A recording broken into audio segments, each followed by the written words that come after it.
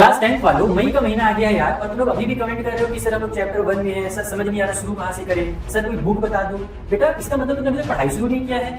Coaching centre में या फिर स्कूल में टीचर 2-2, 3-3 चैप्टर कंप्लीट कर लिए हैं और तुमने अभी तक पढ़ाई शुरू नहीं किया है। अगर तुम टेंशन में हो और सीरियसली पढ़ना चाहते हो तो मैं आज तुम लोगों को 3 ऐसे रूल्स बताऊंगा जिससे तुम्हारा बैकलॉग भी क्लियर हो जाएगा, टेंशन भी खत्म हो जाएगा। और अभी मई के महीने से, मिड मई हो चुका है एक्चुअल में, तो मिड मई के महीने से तुम 99% आराम से स्कोर कर सकते हो। लेकिन तुम्हें पहले प्रॉमिस करना पड़ेगा। कमेंट में जाकर पहले तुम्हें प्रॉमिस लिख करके आओ। यहाँ से हम प्रॉमिस करते हैं कि जो 3 गोल्डन रूल्स आप बताओगे, जो पिछले साल भी मैंने क्लास 10 के बच्चों को बताया था और जिन जिन बच्चों ने फॉलो किया उनके 99% बहुत आराम से आ गए।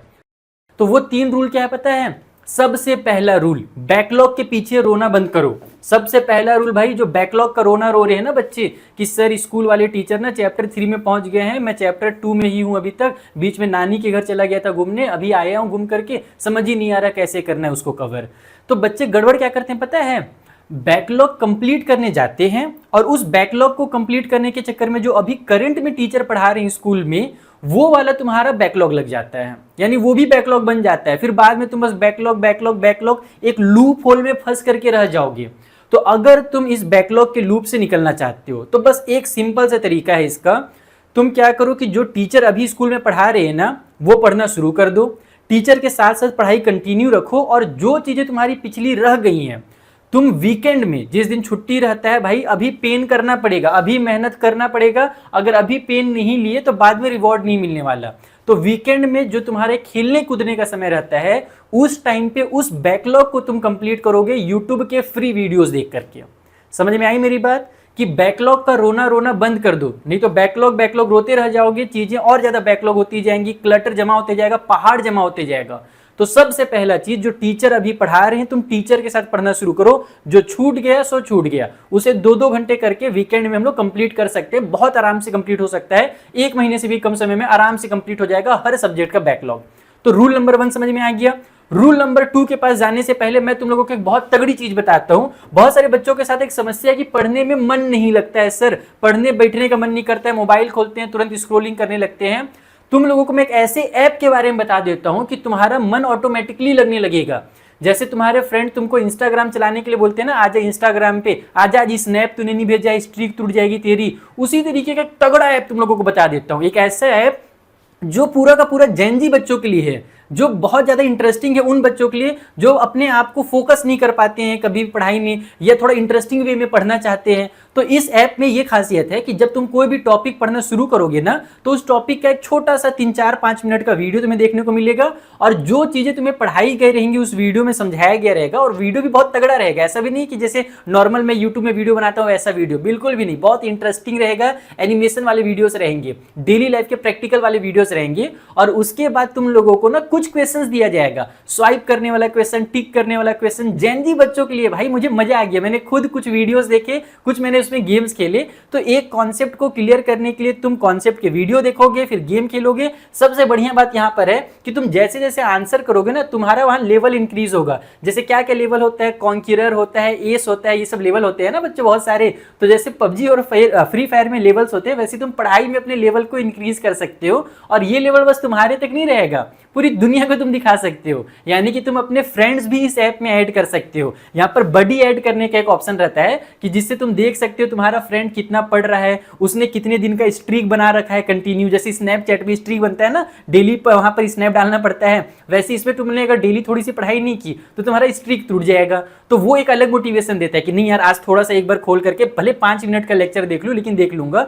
तो बहुत इंटरेस्टिंग ऐप है बच्चों, मुझे पर्सनली बहुत मजा आया। ये उन बच्चों के लिए जिनको पढ़ने में ज्यादा मन नहीं लगता, और जिनको मन लगता है बट कॉन्सेप्ट समझने में दिक्कत होता है, ये उन बच्चों के लिए भी है। क्योंकि इसके जो वीडियोस देखे मैंने ना भाई, मुझे फिजिक्स नहीं समझ में आता था अच्छे से, लेकिन इसके वीडियो देख करके मुझे भी फिजिक्स समझ में आ गया है।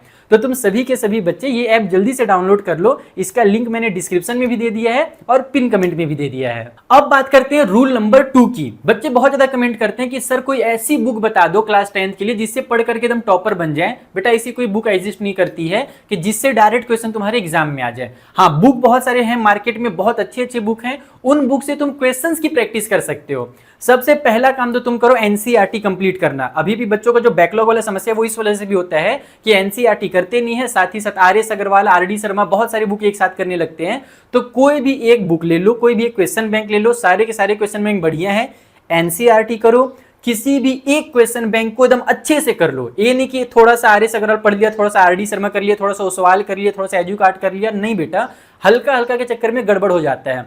तो किसी भी एक क्वेश्चन बैंक को एकदम प्रॉपर तरीके से करो, चाहे वो आरएस हो चाहे वो आरडी हो, ठीक है। एंड साथ ही साथ जो पिछले कुछ सालों का एग्जाम का पैटर्न है ना, वो चेंज भी हुआ है। तो किसी भी बुक में पैटर्न के अकॉर्डिंग मुझे अभी तक क्वेश्चन देखने को नहीं मिला, तो तुम एक काम जरूर करना कि प्रीवियस ईयर के 3 to 5 ईयर, ज्यादा पुराना भी मत जाना, मैक्सिमम 5 साल का जो प्रीवियस ईयर का क्वेश्चन पेपर होता है उसकी अच्छे से प्रैक्टिस कर लेना। तो 3 चीज करना है, किसी बुक के पीछे नहीं भागना है, सबसे पहले एनसीईआरटी करना है, फिर किसी एक पर्टिकुलर बुक को पूरे अच्छे से करना है, बोले तो उसके एक्सरसाइजेस, एग्जांपल्स, हर एक कुछ उसका निपटाना है। एंड साथ ही साथ में हम लोगों को प्रीवियस ईयर के क्वेश्चन पेपर करने हैं, ताकि आइडिया लग जाए कि रिसेंट ईयर्स में किस तरीके का सीबीएसई पैटर्न फॉलो कर रहा है। ये है तुम्हारा सेकेंड नंबर का रूल।